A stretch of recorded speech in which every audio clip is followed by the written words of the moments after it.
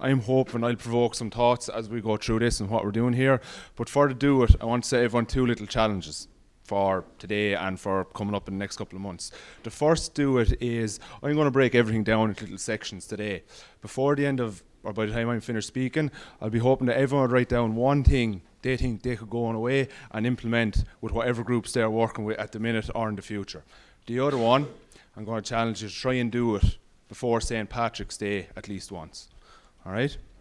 So I have it written down by the end and see, you have 2 months then to see, can I put this in place? I'm going to talk about,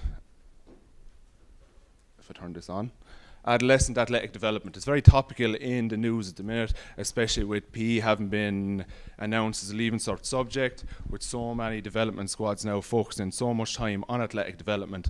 So I'm just going to focus in on a case study where I've been putting this in place in a small little area for the last few years and how it's evolved over a bit of time.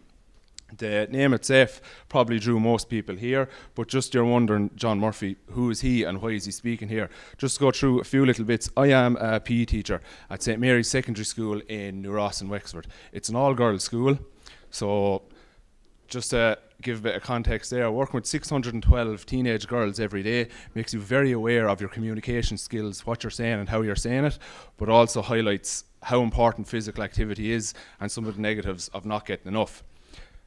They're speaking a lot about some of the initiatives that have been put in, such as the 5-Star Centre, where they're trying to encourage primary and secondary schools to get people to achieve at least 60 minutes of physical activity a week. While it's a great initiative, in another way, it's quite frightening that we have to put something in place to encourage people to do 60 minutes of activity in a week. I'm hoping that this will help you help the people in your club or any group you work with to achieve 30, 45, maybe 60 minutes through something like this. I'm a strength and conditioning coach. I've worked with a couple of clubs over the past couple of years. I am an Award 2 hurling coach, and just in the last year I've gotten involved tutoring on various coaching courses. Involved with St. Mullins, my own club. I was manager of the under-16s for 4 years, which is where all this really started. I was with the Carlow development squad for 3 years, followed the group through from 14, 15, 16, who are now being ready to be the current minors.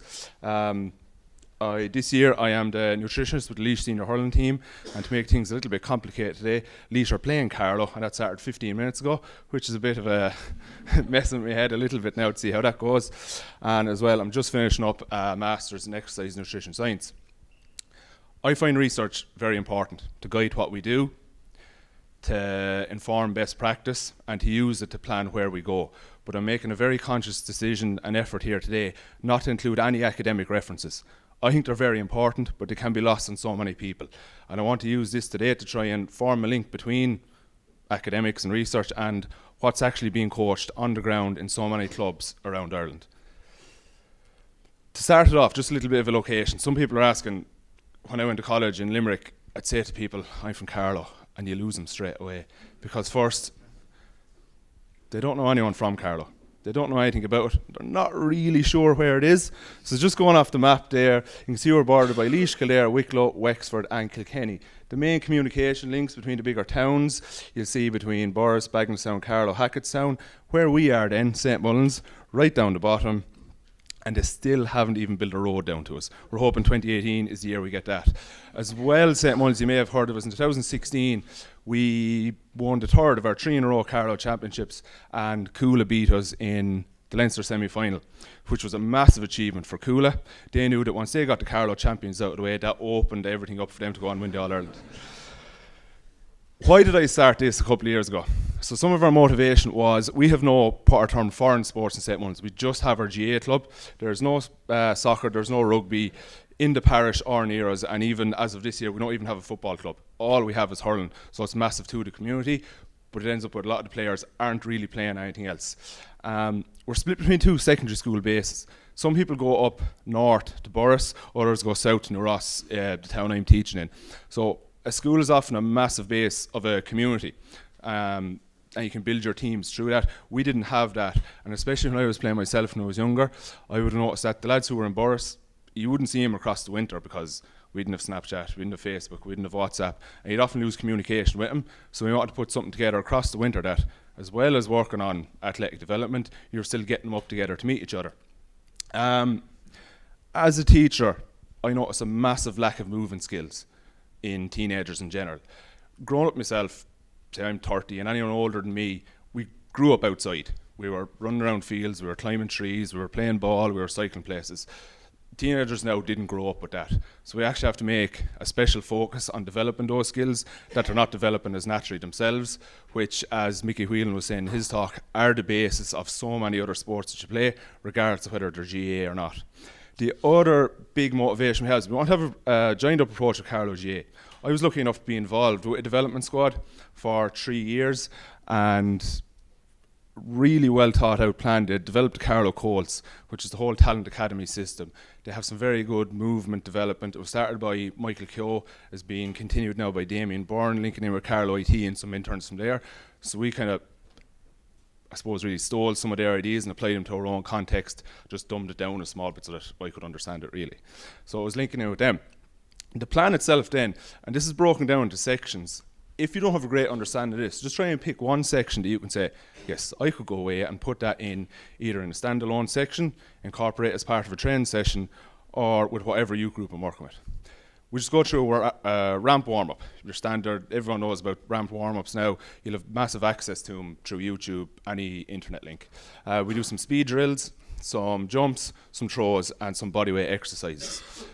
I'm by no means the expert on any of these, but I was able to go away, find who the experts were, take information from them and apply it to our own situation. So the ramp warm-up is basically taken from the GA15.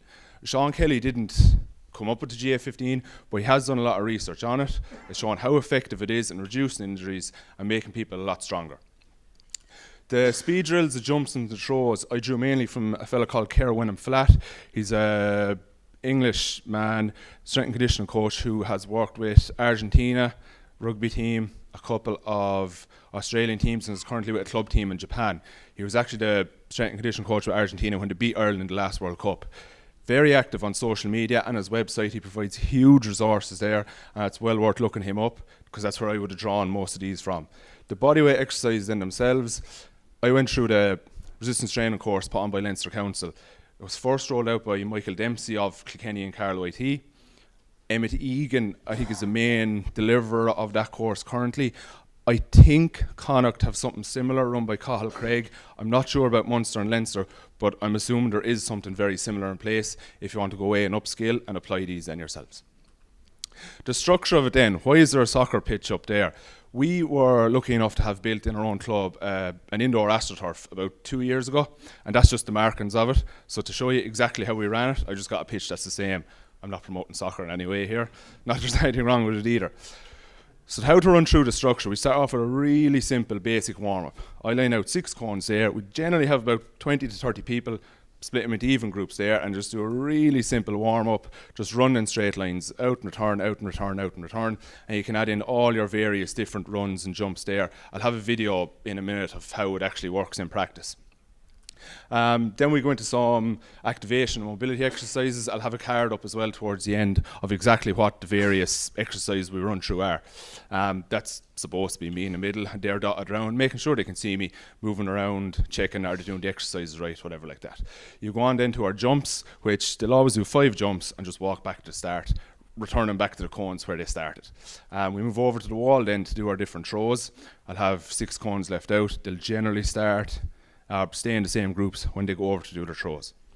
We then move into our little bodyweight circuit, which when we go into this, I'll usually split them into 3 different groups. I'll just work or look at one particular group who's moved through this bit. So one group will start with squats. And you'll have a coach there, just keep an eye on how many each person is doing, because you'll have different abilities in the group. They'll move across then to a hip hinge, which is the precursor to a deadlift. Then they move in here to the plank, and they follow that for 3 rounds. Then we move into a second bodyweight circuit where they'll do a push-up, a peel-off press, and an inverted row. To see that in action then, just see how it works, I'll play this.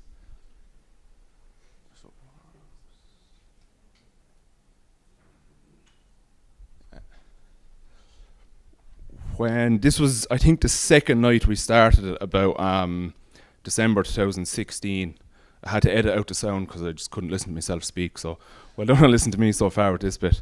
You'll see how an awful lot of the movement has developed over time. I filmed a little bit there Monday night as well. You'll see how some of the lads grew up and just got better at what they're doing. So again, these are just little small bits you can include in it. I'll explain in a minute how you could expand on this, progress it on, include more applicable to your own sports into the warm-up and everything. This fella here at the front, he was a little Spanish lad who was just living in the parish for 3 months on a foreign exchange thing, but we were delighted to have him up, just to come up, and he hadn't a clue what a hurl was. He used to be looking at the other lads with it. He was a little bit worried. He thought they were going to fight him or something. And as well, for each exercise, I just have a little, you'll see on the next one, a little cue there that helps them think of what they should be focusing on. And again, it's easy to tell, some of the movement wasn't great starting off.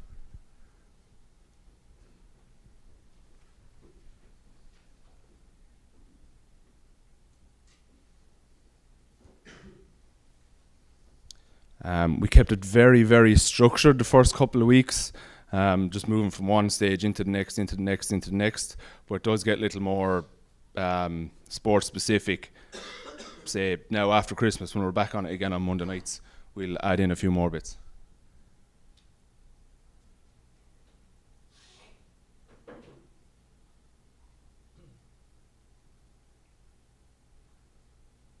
I'm not the most graceful flamingo.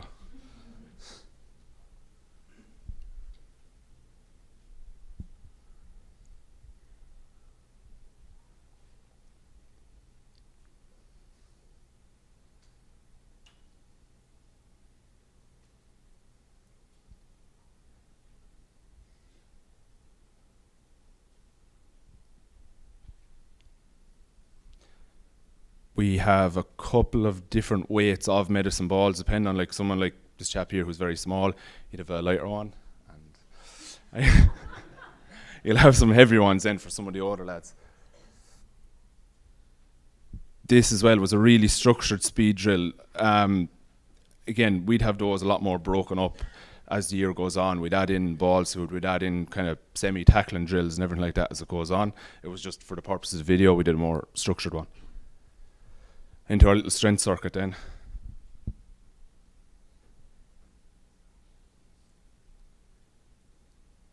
I'll run through all the different equipment we had for it as well, what was useful, what wouldn't be as useful, and everything like that.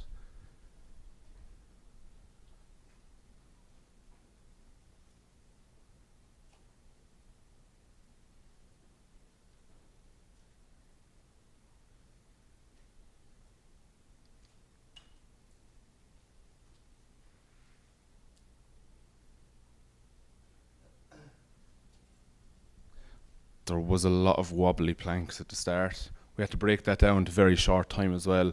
Majority of them couldn't hold it for any longer than 20 seconds, so we broke it down to a lot of small 10-second pieces so they could build up over time, which was quite shocking at the start. We don't go on time. It's actually on how many they can do and how well they're doing. You know, I'll put up the actual program itself, but generally it's, say for the exercise, you'd be 8 to 10, as long as they're still doing them well. We just started off with the lads, say under 14, 16 and minors, and then this year the secretary of the Ladies GAA Club asked me, could the girls come up? And my first thought was, how have I not thought of asking up before? Like, there was no reason whatsoever not for girls to be doing the exact same exercise in the exact same hall at the exact same time. And for copping on the behaviour of the lads, nothing has worked better than the girls being up there.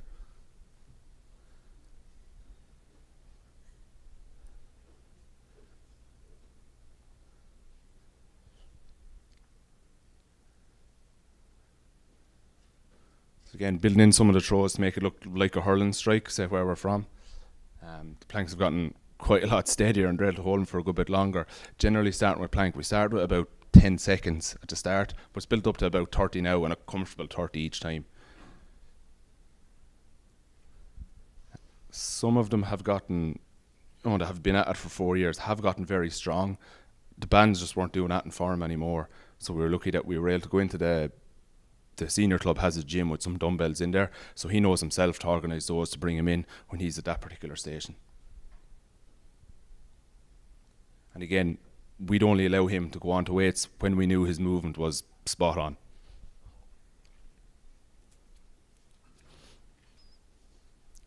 he could manage 2 the very first night we came up, and some of the girls doing really well at it too.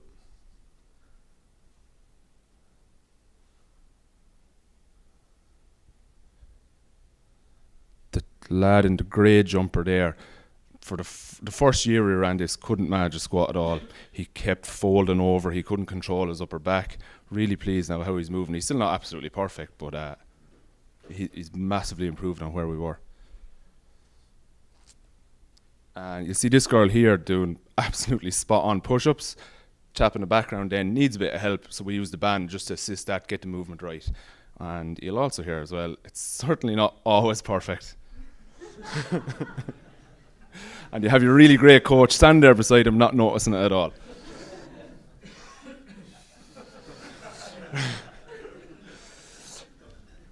That's just it in action then, how you go away. Like I said, it's broken into a few various different pieces. You have your jumps, throws, your warm-up, your different bodyweight exercises. I broke those into 2 different little circuits. They could very easily be done on the field in the middle of a training session.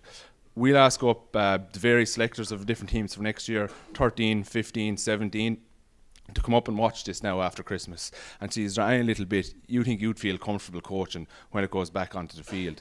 We'll stand in and give them a hand the first night that we do it in the field, or maybe get them to just try a little session themselves, a little bit of a circuit, let them know what equipment he needs, where it'll be left up in the hurling field. Then they can put that in maybe once a week as the summer progresses to keep the movement skills up and to keep strength up. The different equipment we use then, there's no need to get all of this. We just had access to it all and tried to make it as easy as possible for ourselves. We're not saying this is the exact plan to follow, this is the equipment we need. It's just what we had and we tailored around that. The medicine balls can be a little bit expensive at the start, but they'll last you forever. Very useful to use on the field for throws and for, say, the bodyweight squats. You can store them, use them against the hurling wall, use them indoor, use them outdoor. Very versatile. The mini bands as well, different strengths based on different colours. They're great for any warm-up. We use them before a warm-up for a game, before a warm-up for this, but we'll also, when you have a group that you can trust quite well, you can give the players their own band and send them away to do little various exercises themselves in their own time, particularly if they're only training once or twice a week, but you know they need to keep moving. Because a lot of them will be quite copped on, you can trust them to mind it, bring it to train themselves, and it gives them a bit of responsibility about what they're doing too. The loop bands then, because it's just not really safe to load a lot of them up with weights, the bands are much safer, and as well, if you are getting some, it's well worth buying the colour-coded ones based on the different strengths. When I was involved with Carla first, they had all black ones, so they're either using the thick one, the thin one, the medium one. What does that mean? Whereas we have the green one is the strongest one, the purple one is medium, and red is light. So when you're just explaining to someone, yeah, you're still in the red one, are you ready to move up to the purple? It's so much easier to explain and makes your life, and for them to understand it, an awful lot easier. The dumbbells, like I said, we had to bring in because we just some lads that got so strong that the bands were having no effect on them. They have access to the dumbbells through the senior team's gym that we just bring in to the AstroTurf and bring straight back out again. And as well, if they do go on, another one of our big motivations was, if they do go into county squads, if they move up to the senior squad and they're working with their strength and conditioning coach, all their movement skills are spot on. So whatever program they put in place, whatever way they're loaded up, you can be confident that they're not going to injure themselves doing the various exercises because they've done so many repetitions at them, making them right. The steps then was just something we used to try and make the push-ups a bit easier. I wouldn't recommend going out and buying these because they are quite expensive. It's just because there were a couple in the gym anyway. We said we'll bring them in, just help some of these lads instead of tugging each other with the bands too a little too intensely there. You can use the steps. And last one then, the TRX straps, they were on sale in either Lidl or Aldi one weekend, so I said, I'll pick up a couple of these, we'll use them. We were able to use them inside off a goal post. You can use them on a goal post out on a pitch just as easily. We also have a railing along the side of the pitch that we can use in the summertime to keep all this stuff going. That's the various equipment and the exercise we use. To look at an definite case study then of how this worked, we ran a couple of tests before and after when we did it last year. So we had 25 participants. We probably had about 35 in all, but between some lads not fully committing, not being there for all the tests, we just followed 25 in particular. We did some pre and post testing or measuring. One session a week for 12 weeks. We ran it every Monday night, 6 weeks before Christmas and 6 weeks after Christmas. The tests that we ran were height and weight. To make that really simple, I just got the basic weighing scales out of the bathroom at home. And for height, we didn't have a fancy thing like this. I just duct tape a measuring tape to the wall. The vertical jump, I had a just jump mat, but you could just as easily again use the measuring tape stuck to the wall, get them to jump up and touch it. We had a broad jump or a stand long jump. Again, a measuring tape will do that for you. A 20-meter sprint, a stopwatch just on your wrist will do that for you. And then we put together a little movement screen. It's based around the FMS, which if you don't know, just research it yourself. I won't go into detail on that here. But what involved, we just did an overhead squat to see what the flexibility is like that way. A single leg step up, seeing as they're different between left and right. A straight leg raise, again see hamstring flexibility between left and right. And looking at their landing mechanics to see them drop off a box and land. Do knees go far over the toes? Do they land on their toes? Is it loud or is it silent? Whatever like that. And then after we ran the test, we said we'd run a few numbers. So here are the results. On average, their height went from 167 to 177 centimetres. To look at that in a little more individual then, this is the starting height, this is the finishing height. Anything along the black dotted line stayed the exact same. Anything on this side of it is less, anything on this side of it is more. So each blue dot that's above the line means they got taller. You can see that one stayed the same height, everyone else got taller. Which is great news, which shows that lifting weights did not stunt their growth. Big success. Looking at it as well, their weight, you can see that 1, 2 stayed the same, one got slightly lighter, everyone else got a little bit heavier. 13, 14, 15, 16-year-olds across a 4-month period are just going to get taller and heavier anyway. You can see the two that didn't really change were reasonably heavy at the start. There was nothing. We can obviously take no credit from getting taller and heavier. That's just natural growth. The vertical jump then, the average went from 45 up to 47. And looking at individuals, you can see that a couple did drop. They weren't able to jump as high. Now that can be for many reasons. You have a lot of players now who are just after growing 2 to 3 centimetres. They don't have as good control of their limbs. They don't have as good coordination. So that can have a massive impact on how they can jump and they control themselves jumping. But the majority, you can see, did jump an awful lot higher. And you had one massive increase going from here all the way up to here. The broad jump, the stand long jump, again, very similar. We had 2 who got worse, 2 stayed the same. All the rest then had an increase. I think when I checked back on it, the 2 that had a decrease had a massive increase in growth and didn't have very good attendance at it either. 20-meter sprint, average went from 4.1 down to 4.0. Anyone who's done testing will know that that's quite a slow time for a 20-meter sprint. If you've done it with timing gates, this had to factor in a reaction time because we said go, so that would automatically increase the time of it. As well, it went down here because you want the time to go down because the players get faster. We had 1, 2, 3 who got slower. The majority got faster again.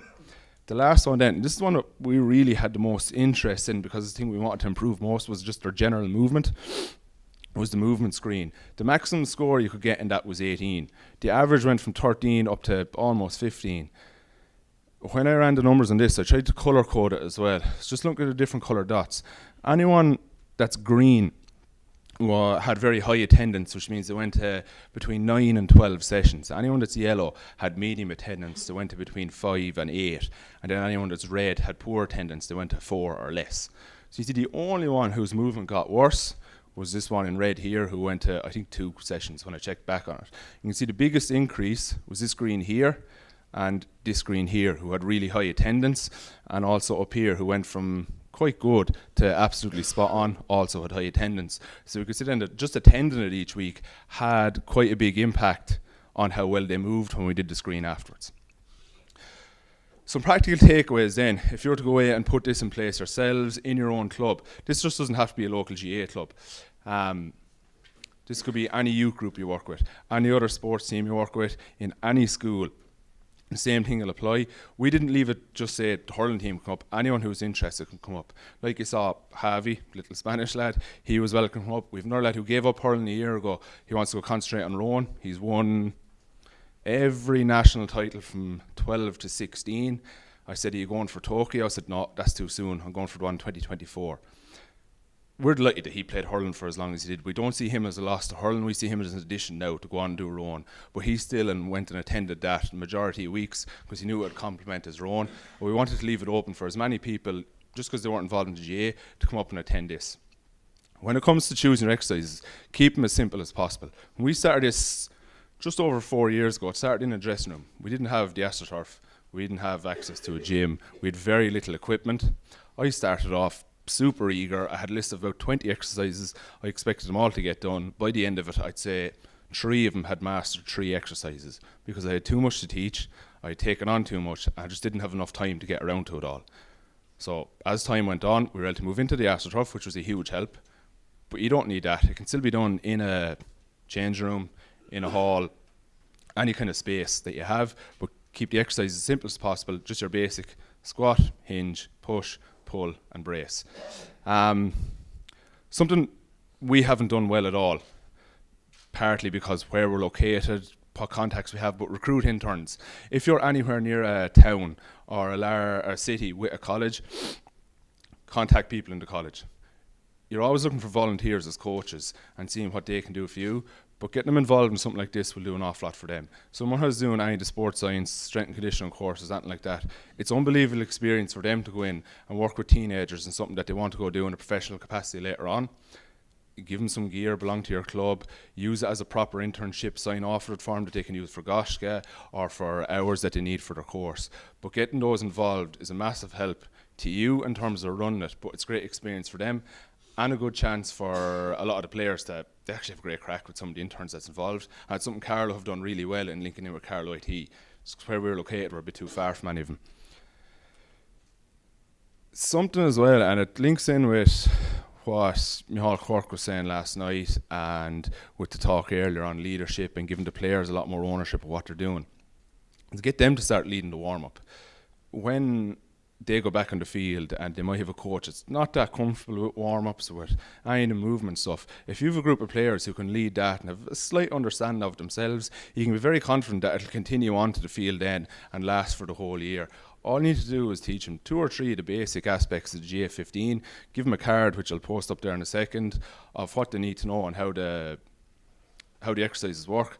Without realising it, you've created a little leadership group, an unofficial one at 14, 16 or minor, who help control an awful lot within your club, gives them great ownership and makes them feel a lot more important part of the group as well. Incorporate some skills or games to the warm-up. The video I showed there and the basic example was all straight line run, and that was just for the first week or two to keep it really, really structured. As Mickey Whelan said in his last one, incorporating the basic skills into small-sided games is the best way to develop decision makers in your team. It doesn't have to be hurling, it doesn't have to be football. Simple Olympic handball games, just basic possession where they're throwing balls between each other, they're running away from each other, they're trying to cover a bit of space. They can all be used as your warm-up, or you could split your hall in half, have a game going on one side, be doing your throws or jumps in the other, and just alternate. And it's really easy to mix in, whatever like that. And if it is for a particular squad, you can do your proper hurling skills, you can do your football skills or anything like that as well. Alright, that's the actual program itself, that's just our cover. That is the warm-up card that we use. All the players have that on their phone. We print it out as well and laminate it from so they can take away. Anyone who isn't, say if they're only doing that once a week, we suggest doing this at least one even a week outside of training. If they're going to train with a team that maybe aren't taking warm-up particularly serious, something like that, we suggest do that at home yourself. We give them their own bands to take home. We make sure they're very comfortable at doing all the exercises and have good control themselves, know the names for them all. It's something, again, to take a bit of ownership of and eliminates an awful lot of the weaknesses.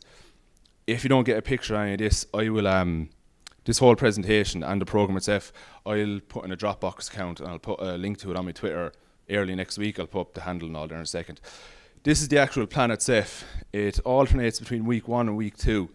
Section 3, 4 and 5 are the exact same each week. The speed drills change slightly. Again, they're only a guideline of what to start off using. The jumps and throws alternate each week. 1 week is forwards, the other week is side to side. And we just alternate week 1, week 2, week 1, week 2 as you go on through it. That's just, like I said, a real simple example of how it all works. If you have any questions, I'll take questions in a second. If you want to ask me any further details on it, that's my email and that's my Twitter handle. Like I said, I'll put up the presentation, the video, and a PDF on its own of the program. If I go back, sorry now 1 second, friend, I'm trying to take a picture, I'll put up all of those. I have a video recorded of exactly how to do each exercise in it. If anyone wants to use that themselves, take any little bit you like out of it and apply it to your own situation. You can have a laugh at me jumping in all the YouTube videos as well. But again, say when I've presented before, few people have gotten on to me. It's really easy to put together yourself. You don't have to follow exactly as I said how it all works. Just take your own couple of pieces from it and implement it in your own example. Just to check back before I go to any questions, was there anyone who did take one thing they can go away and implement themselves? Just raise your hand, please. Good. Now, I'm not going to ask anyone to raise their hand, but set yourself the challenge now. In the next 2 months, before St. Patrick's Day, will you try and put one of those in place in a hall, on an astro pitch, on a field, or whatever group you're working with? All right? Thank you. Any questions then?